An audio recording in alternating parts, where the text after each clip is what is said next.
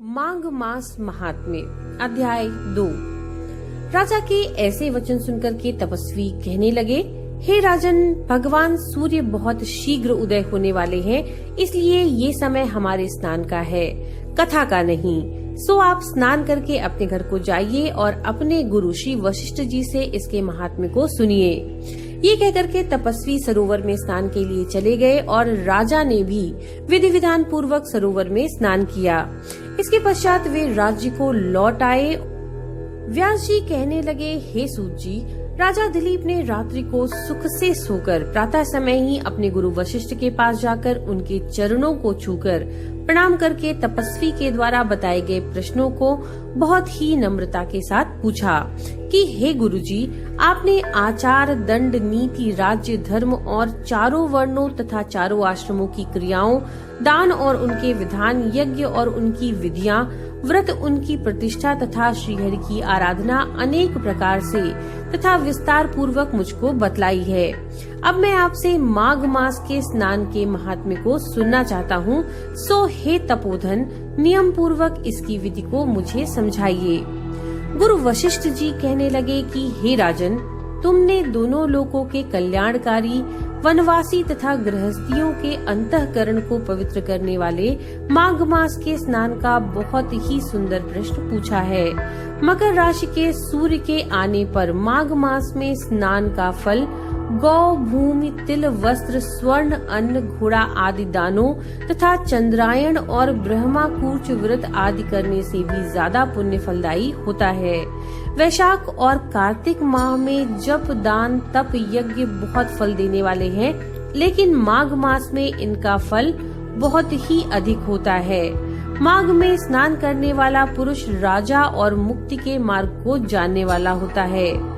दिव्य दृष्टि वाले महात्माओं ने कहा है कि जो मनुष्य माघ माह में सकाम या भगवान के निमित्त नियम पूर्वक माघ मास में स्नान करता है, वह अनंत फल वाला होता है।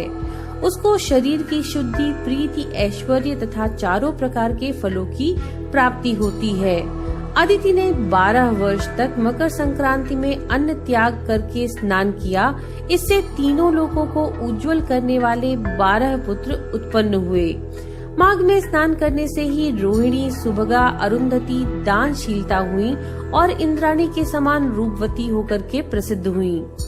जो माघ माह में स्नान करते हैं तथा देवताओं के पूजन में तत्पर रहते हैं, उनको सुंदर स्थान, हाथी और घोड़ों की सवारी तथा दान को द्रव्य प्राप्त होता है।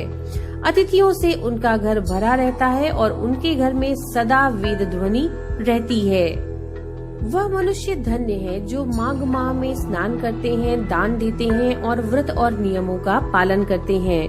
दूसरे मनुष्यों के पुण्य क्षीण होने पर वे स्वर्ग से वापस आ जाते हैं, लेकिन जो मनुष्य माघ मास में पुण्य स्नान करते हैं, वे कभी स्वर्ग से वापस नहीं आते। इससे बढ़कर कोई नियम, तप, दान पवित्र और पापनाशक नहीं है। भृगु ने मणि पर्वत पर विद्याधरों को यह सुनाया था। तब राजा ने कहा कि हे ब्राह्मण, भृगु ऋषि ने कब मणि पर्वत पर विद्याधरों को उपदेश दिया था, सो बतलाइए।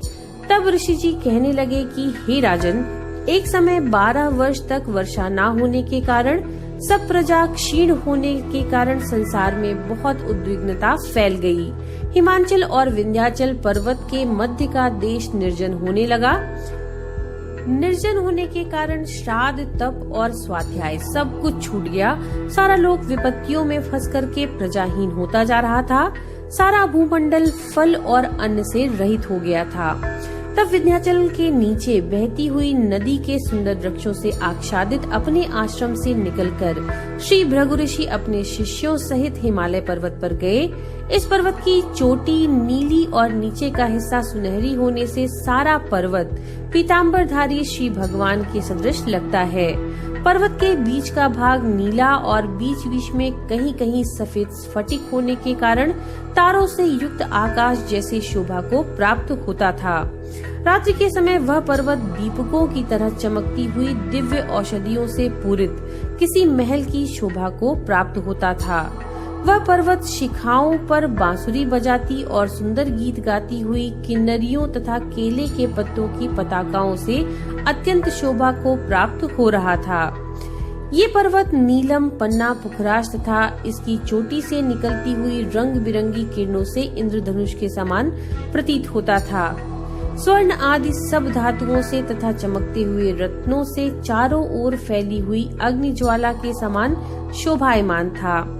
इसकी कंदराओं में काम पीड़ित विद्याधारी अपने पतियों के साथ आकर रमण करती हैं और गुफाओं में ऐसे ऋषि मुनि जिन्होंने संसार के सभी क्लेशों को जीत लिया है, रात दिन ब्रह्म का ध्यान करते हैं और कई एक हाथ में रुद्राक्ष की माला लिए हुए भगवान शिव की आराधना में लगे हुए हैं। पर्वत के नीचे भागों में जंगली हाथी अपने बच्चों के साथ खेल रहे हैं तथा कस्तूरी वाले रंग बिरंगे मृगों के झुंड इधर उधर भाग रहे हैं। ये पर्वत सदा राजहंस और मोरों से भरा रहता है, इसी कारण इसको हेमकुंड कहते हैं। यहाँ पर सदैव ही देवता, गुह्यक और अप्सरा निवास करते हैं। तो ये था माघ मास महात्म्य का अध्याय 2। नमो नारायण।